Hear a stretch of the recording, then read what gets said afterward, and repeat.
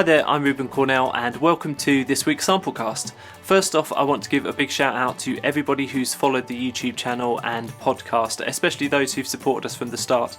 We hit a huge milestone this week. We've now got over 1,000 subscribers on YouTube. So I just want to give you all a big thank you, really from the bottom of my heart. It means so much to me that everybody's supporting the show and watching it each week. I also want to point out that we've got a playlist of the shows and a playlist of the reviews separately now. You should be able to see those just there, and you can go straight to those if you want to catch up on reviews or if you want to access any particular show. It should be nice and easy. Don't forget about the podcast. As usual, we've got so much to pack in this week. We'll get straight into the show.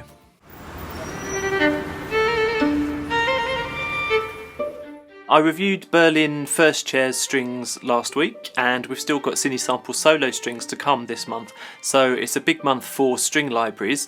Here's another one. It's solo strings from Spitfire, and here you've got two violins, viola and cello, so pretty typical string quartet. It runs in the full version of Contact. It's 106GB uncompressed, that's 71GB of hard drive space you'll need, so a pretty huge library. Apparently it took Spitfire 4 years to gather all the samples together for this, and it's been performed by a quartet in the UK who plays together regularly. They've got two methods of playing here, with key switches on the one hand and a performance patch on the other, which kind of analyses your playing and the engine works it out for you and uses the correct articulations. You've got 6 microphone positions, 15 articulations in total. The main bulk of the library is ready to purchase now, but in a couple of weeks' time you'll also get ensemble patches and improved first violins and cellos. Not sure why Spitfire's doing it that way and kind of pushing things to after the release date. I really hope that doesn't become a trend in sample libraries, because that would be a bit annoying to have to update all the time. But as I say, you can check out the Spitfire audio website and have a look at the samples there that are available now. Factory by Bytes is an interesting plugin. I've actually got a few of their plugins myself, including Artillery 2 and Effectrix, and use those quite regularly. This is a polysynth for Windows and Mac. It's in AU, VST and AAX for Pro Tools, and here you've got 2x10 oscillator engines with additional sub and noise oscillators. There's 11 filter types in there. You've got a modulation matrix, sequencers, multi-effects and an arpeggiator as well. There's quite a lot to this synth, so it's worth checking out the Bytes website. Check the description below for details. A big release for Native Instruments now in conjunction with Soundiron. It's their Symphony series Woodwind ensembles and Woodwind solos. Runs in the Contact player, of course, with NI, and is also compatible with the Contact hardware that's available now. You've got 3 separate packages. One is ensemble woodwinds, one is solo, or you can buy it both together. Now, this includes most of the woodwind instruments you've heard of, but in some pretty unusual combinations. You've also got saxophones thrown in there. The ensembles are 6 instruments each, so quite large ensemble groups.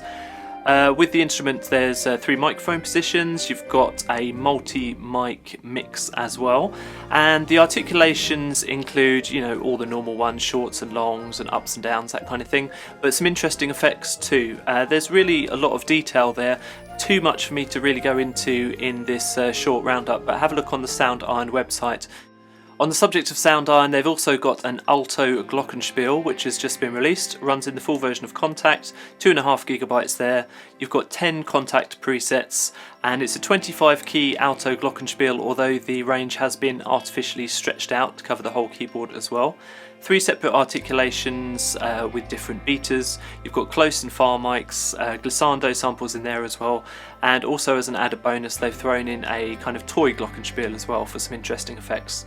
In the normal Soundiron way, they've also got some pads and atmospheres, 63 of those, that have been developed from the original samples, so have a look at that.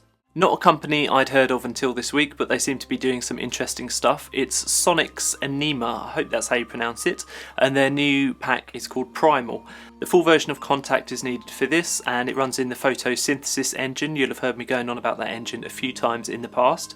You've got a gig of samples there, and it's 10 glass and metallic instruments, and also 30 textures, pads, 20 transitions, and 20 rhythmic patches too. They've also chucked in some auxiliary percussion patches, and I've had a listen to the demos for this online. Sounds pretty interesting with some nice kind of organic atmospheres. So have a look at the Sonixenema website, check that out. Lastly, I want to give a shout out to Loopmasters. Most people will know them, huge company that have done sample libraries for years, but for the next couple of months they're running a charity drive for War Child, the children's charity. It runs until September the 2nd, and basically you can buy from them a bundle of samples, which is 2 gigabytes in content from some top name DJs and producers. Absolutely all the proceeds from that sample library go straight to War Child, and the library's just $9.95. So dig deep into your pockets and support that really good cause.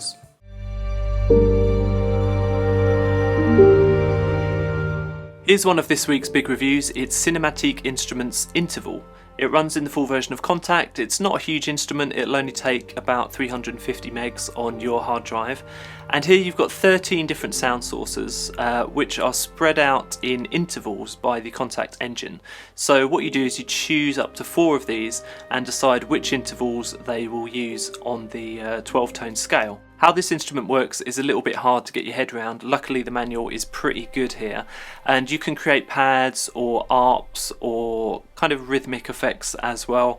It doesn't look like there's a lot of content at first glance, but once you get into it you'll find that just tweaking a few of the controls on the interface really makes all the difference. As a bonus, Cinematique Instruments have thrown in 2 intimate piano patches.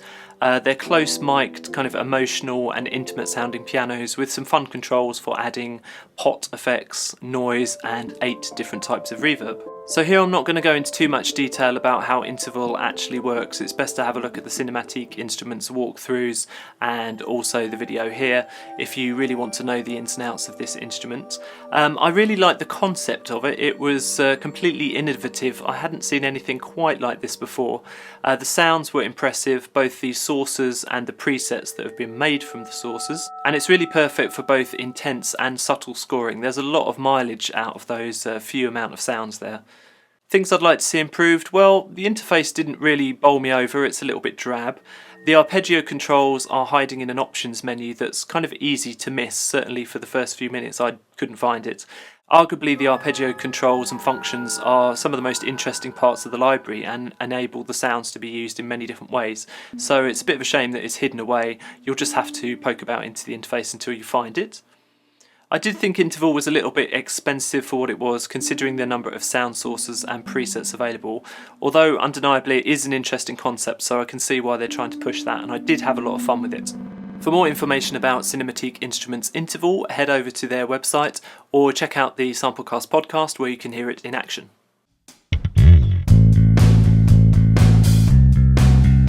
This is the section for free samples and plugins, and I'm going to start with Amplesound. Now, I covered one of the new Amplesound Telecaster guitars in Samplecast episode 13. I want to give an apology to Amplesound to begin with. They actually run their sample libraries in their own bespoke engine. They don't use the Contact engine, which is what I said in the last episode, so I'm really sorry about that, guys. But as I was poking around the Amplesound website to get more information on this, I actually came across 2 free instruments that they do. So there's Ample Bass P Lite 2, which is a Fender precision bass. It's a cut down version of their full library, but it's completely playable and usable. Got some really good sounds in there. Runs in at about 450 megabytes. There's also an acoustic guitar from them as well called Guitar N Lite 2, and that's over 800 megabytes. Again, a cut down version of the full library, but performs really fantastically. So head over to the Amplesound website to have a look at those. Next up, a pack from 99 Sounds called Atmospheric Mekanisms. 400 megabytes here, 123 samples, and it's found sounds, Foley and soundscapes. They've kind of processed the sounds there so that you've got effects, hits, kind of household mechanicals, morphed sounds, percussives, natural sounds as well, plenty of reversers and rhythmic rises too. You can check out the link in the description below for the full information. They do some great giveaways at Computer Music Magazine every month, and this is issue 232. And here they're offering Bazille CM Modular Synth, which is a fab modular synth developed by those guys at Uhi, or Uhi. I'm never sure how to pronounce them. Please somebody Facebook me and tell me. They're renowned synth software programmers, and they've developed lots of kind of award-winning synths over the years. So all you have to do is get the magazine. You get the free copy of Bazille CM included, a whole bunch of extra sounds on there as well, and you also get 16 lessons on how to use the software itself. Don't forget that with Computer Music Magazine, every month you also get their 60 odd effects and instruments on the cover DVD, and that's available now.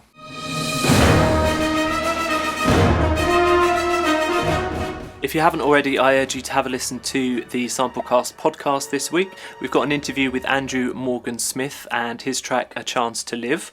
It's a really great track which isn't bathed in a reverb and effects like kind of trailer music tracks normally are, and it's super realistic, so you can hear how he put this together, what kind of instruments he used, and effects and plugins as well. You can also find out more from him at andrewmorgansmith.com, so head over to the podcast to catch that interview.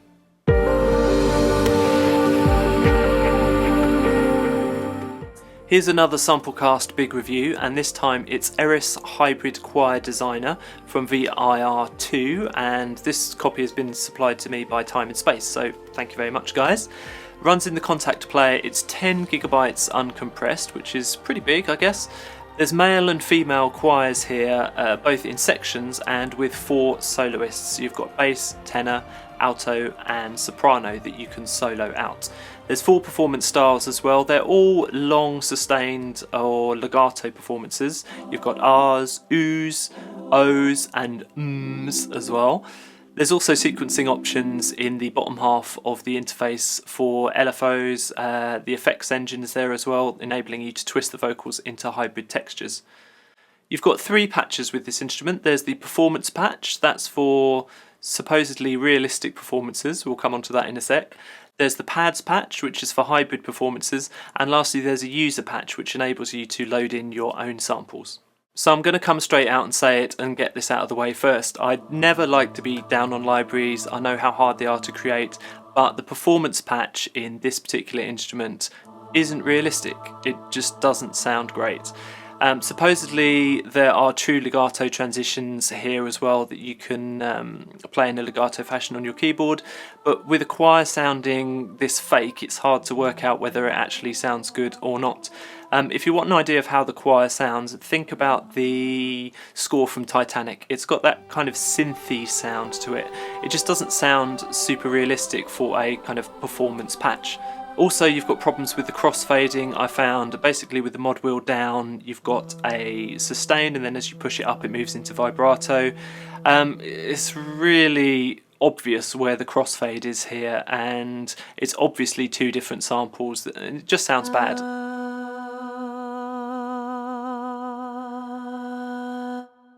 I'm really sorry guys, but for a choir library that has a patch called Performance, it just doesn't perform.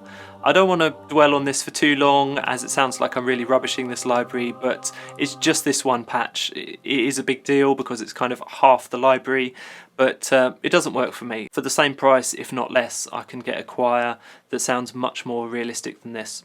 That out of the way, I want to talk about some of the good points of this library. The pads patch, that's the second big patch here. It's much better. You've got 146 different pads. You can layer 2 different pads together and mix them in different ways. Then you apply effects routing, LFO shaping and sequencer. The sequencer you can run with volume and for tuning as well, and all of those things that I've just mentioned you can apply to the 2 different layers of the library completely separately, and this will create movement and interest. There's some really great effects presets here too, not entirely obvious where they are, but once you've found them you can start flicking through and get some really interesting kind of hybrid choir designs. And this, I guess, is the whole point of the library. It is called a hybrid choir designer, and in its way it does hybrid choir design really well, but it's pretty useless as a straight up choir library unless you drench it in reverb and you disguise it with other instruments, but that's not really the point.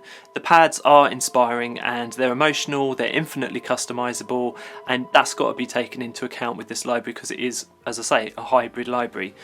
I often talk about wanting to be able to load my own samples into particular sample library engines, and in this case you can do it. It's super easy. You just go into the contact options menu, drag that sample in, and then you've got all of those options for modulation and routing that you could possibly wish for. So that's a big thumbs up for that particular aspect of the library. So it's up to you. It just depends whether you want to purchase a library that you can only realistically use half of. The performance side, not great. The pad side, really fun. Thank you so much for watching this week's Samplecast, and thanks again to everybody who's subscribed on YouTube to get us over 1,000 subscribers. That is absolutely fantastic. You can find out more about the show at thesamplecast.com. You can reach us on Twitter, you can reach us on Facebook, you can email me to thesamplecast@gmail.com, or you can find me on Facebook, just search for Ruben Cornell.